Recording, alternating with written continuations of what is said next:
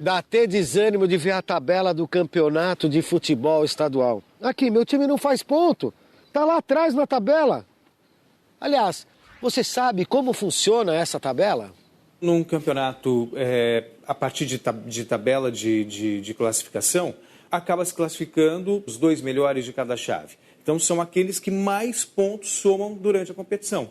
Uma vitória vale 3 pontos. Um empate, 1 ponto. Derrota, ponto nenhum. Então, pontos, número de jogos, depois o número de vitórias, e aí esse é normalmente o primeiro critério de desempate. Depois o empate e derrota, para você aferir a somatória dos pontos, e aí gol pró, que também é outro critério de desempate, quando há empate no número de pontos, no número de vitórias, aí você vê quem mais fez gols e menos gols sofreu para apurar o saldo.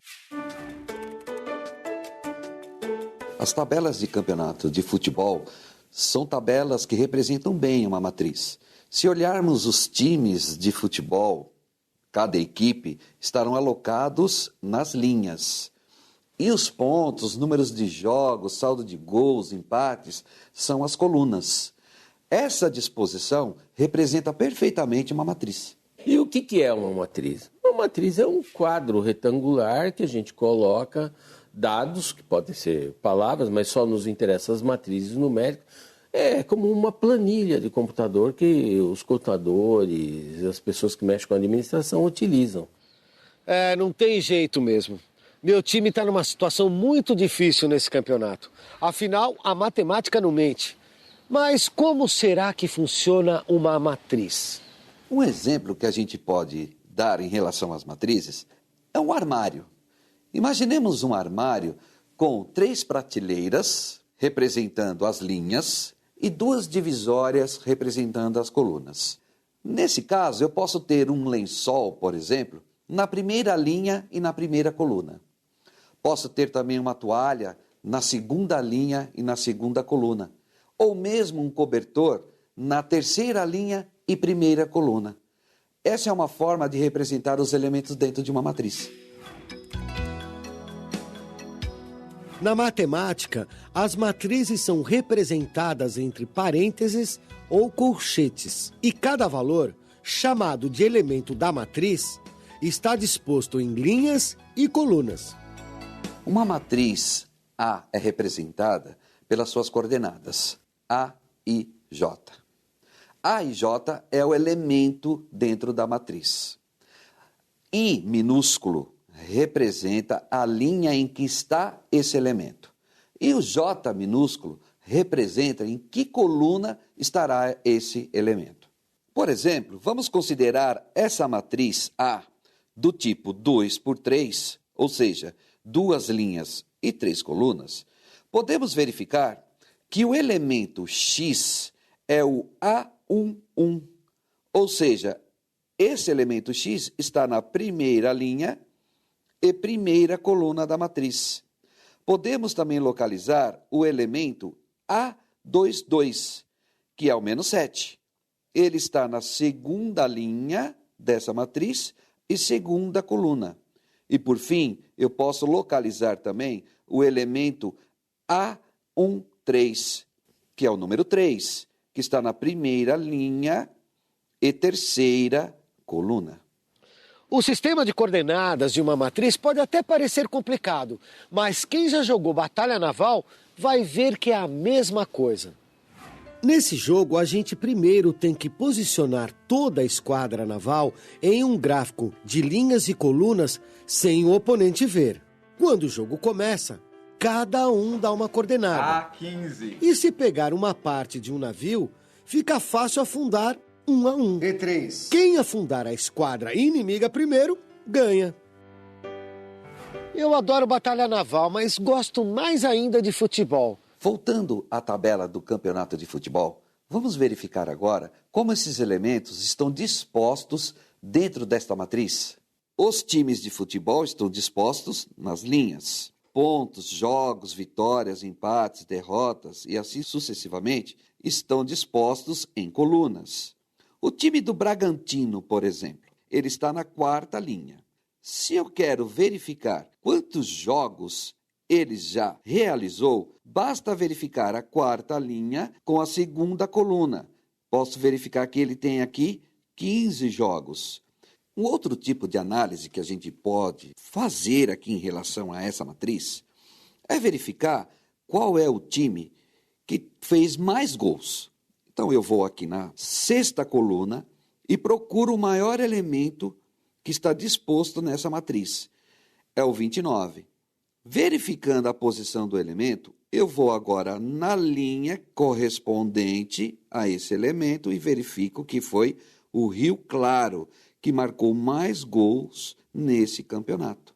As matrizes podem ser de vários tipos, dependendo da quantidade de linhas e colunas. Existem vários tipos de matrizes. A matriz linha, por exemplo, é aquela que possui apenas uma linha. Matriz coluna, aquela que possui apenas uma coluna. A matriz quadrada, o número de linhas, nesse caso, vai ser igual ao número de colunas. Matriz do tipo 2x2, 3x3, 4x4. E existe também a matriz nula, onde seus elementos valem zero. Pois é, além da tabela do campeonato, as planilhas e as tabelas numéricas também são muito usadas em situações do nosso dia a dia. Para organizar números, entrada e saída de mercadorias, controle de estoque, conversão de valores, tabelas de preços e muitas outras aplicações.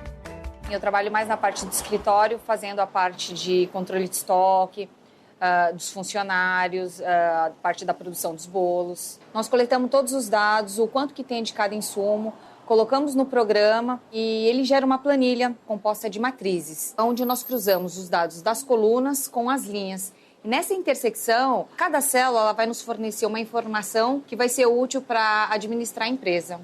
As planilhas eletrônicas são matrizes que vieram para auxiliar nas empresas, como, por exemplo, controle de estoque, controle de produção, controle salarial de funcionários. Colocar números em uma tabela é uma coisa muito comum, mas com as matrizes podemos fazer muito mais. Podemos, por exemplo, trabalhar com duas matrizes. É possível somar matrizes, né? E tem algumas características parecidas com a soma de números. Mas, por exemplo, números a gente pode comparar. Eu posso dizer que um número é maior do que o outro. Eu posso dizer que fulano é mais alto que o ciclano. Mas não posso nunca dizer que uma matriz é maior que a outra. Eu só posso dizer que ela é diferente, tá? Ou que ela é igual. Duas matrizes serão iguais quando elas são do mesmo tipo e se seus elementos também são iguais. Por exemplo, duas matrizes do tipo 1x3. Se seus elementos são iguais, elas serão iguais. Uma matriz do tipo 2x2. Se seus elementos são iguais, também posso dizer que elas serão iguais. Outra operação que podemos fazer com as matrizes é a adição. Para somar duas ou mais matrizes, é necessário perceber que elas devem ser do mesmo tipo. E vou proceder da seguinte forma. Pego o primeiro elemento disposto da primeira linha e primeira coluna da matriz A e vou somar com o primeiro elemento da primeira linha e primeira coluna da matriz B. Ou seja, eu tenho que somar os elementos da matriz A da matriz B dispostas na mesma localidade, na mesma posição. A adição de matrizes pode ajudar na administração de dados de produção, por exemplo. Como nós temos várias lojas, as planilhas eletrônicas elas acabam facilitando no quesito, por exemplo, de produção de bolos. No caso da nossa loja da Juriti, o bolo de banana com canela foram produzidas 53 unidades. Na loja da Santa Cruz, 37. E no do Tatuapé, 71. Isso totalizando 161 bolos. Com essa informação, eu consigo programar o quanto que eu vou comprar de banana, quanto que eu vou comprar de açúcar, farinha. Além de me fornecer os dados, ela me ajuda a fazer um comparativo entre as lojas. Então, eu trabalho com somas, subtrações. Então, a soma, no caso, seria a parte da produção dos bolos. Mas, ao mesmo tempo, eu tenho que dar baixa, que é a parte da subtração, que é a parte que eu vendo, ou muitas vezes que eu acabo perdendo os bolos. Outra operação que podemos fazer utilizando as matrizes é a subtração.